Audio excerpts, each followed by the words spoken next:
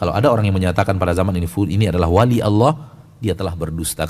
Dan menyatakan seseorang wali Allah otomatis menyatakan orang itu pasti penduduk surga. Apakah ada wali Allah yang Allah letakkan di neraka?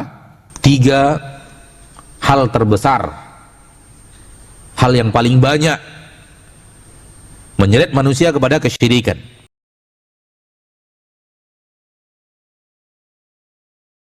Salah seorang yang berilmu di kota Mekah mengatakan, ya, walaupun saya melihat orang ini wafat, ada tanda-tanda kebaikan ketika dia wafat, seperti dia wafat ketika sujud, wafat ketika membaca Al-Quran, wafat ketika salat, saya tidak berani memastikan dia penduduk surga. Karena itu adalah perkara gaib, hanya Allah yang tahu. Namun saya akan katakan tanda-tanda kematiannya baik. Dia mendapatkan husnul khatimah, baik di akhir hidupnya. Tapi saya tidak akan berani mengatakan dia penduduk surga, karena ini adalah perkara gaib, hanya Allah yang tahu, dikembalikan kepada Allah seluruh perkara yang gaib. Maka sekali lagi kepada Anda, saudaraku, saudariku, kaum muslimin dan muslimat dimanapun berada yang menyaksikan acara kita ini secara langsung pada kesempatan yang berbahagia ini, kalau ada orang yang menyatakan pada zaman ini adalah wali Allah, dia telah berdusta, karena dia tidak mendapatkan wahyu dari langit yang memberikan keterangan kepadanya bahwa Allah benar-benar telah menjadikan orang ini sebagai wali. Dan menyatakan seseorang wali Allah otomatis menyatakan orang itu pasti penduduk surga. Betul tidak? Dan haram hukumnya kita menyatakan orang pasti masuk surga. Apakah ada wali Allah yang Allah letakkan di neraka? Ada wali Allah yang Allah letakkan di neraka? Tidak ada. Berarti otomatis menyebut seseorang adalah wali Allah, meyakini bahwa orang itu pasti penduduk surga. Ini kedustaan yang berikutnya.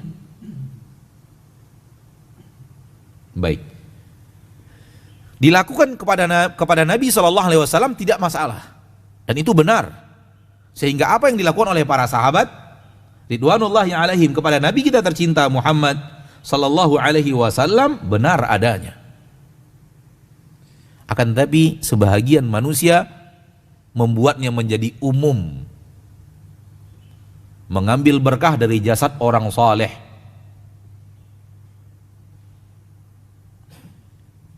Sehingga siapapun yang dianggap saleh, menurut manusia saleh, diambil berkah dari jasadnya, diambil berkah dari sisa minumnya, diambil berkah dari anunya, diambil berkah dari pakaiannya, diambil berkah dari salaman bersamanya, diambil berkah dari sisa mandinya, diambil berkah dari sisa makanannya, dicuci kakinya lalu air cucian kakinya diminum, naudzubillah, tsumma naudzubillahi min dzalik, semua ini syirik.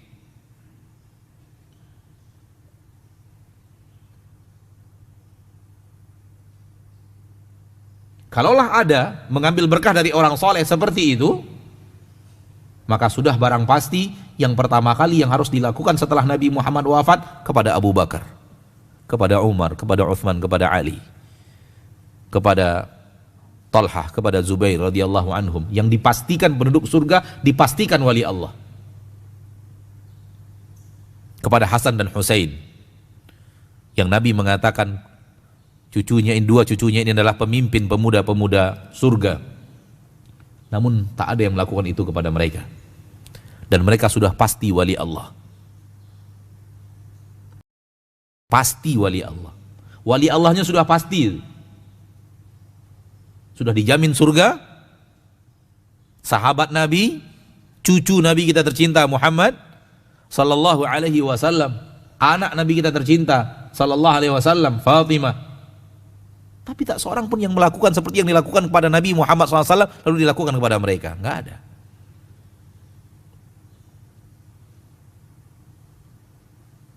Ma'asyiral muslimin, ma'asyiral muslimat. Di antara berkah yang ada di dalam Al-Quran dan hadis, sepertiga malam yang terakhir. Ini bukan waktu yang sama dengan waktu-waktu yang lain. Dia punya keberkahan. Karena ada keterangannya di dalam hadis. Sepertiga malam yang terakhir adalah waktu yang spesial. Sehingga orang yang sengaja beribadah untuk mencari berkah di waktu itu tidak masalah. Benar pekerjaannya. Kenapa? Mengambil berkah di waktu yang memang berkah.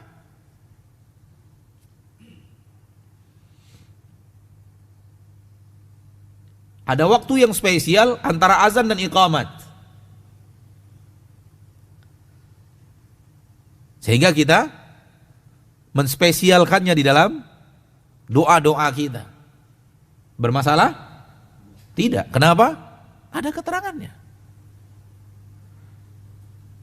Maka melakukan pencarian berkah di tempat-tempat yang disebut oleh Allah, disebut oleh Rasulullah, nggak ada masalah. Di waktu-waktu yang ada keterangannya di dalam Al-Quran dan hadis nggak ada masalah.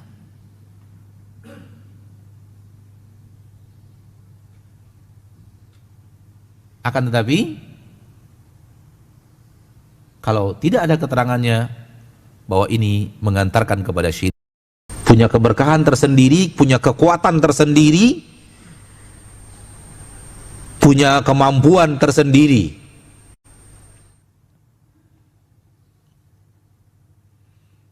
seperti orang-orang yang penyembah-penyembah batu, penyembah-penyembah kuburan, penyembah-penyembah kayu, yang Allah Maha tahu isi hatinya, dan isi hatinya mengatakan memang ini batu ini bukan sembarang batu. Ini batu yang memiliki, sudah hilang Allah dari dirinya. Sehingga berebut mereka pergi ke batu itu. Batu yang spesial. Lalu dicelupkan ke air, lalu air itu bisa jadi obat. Lalu celupkan. Sampai akhirnya yang tukang celupnya pun sakit.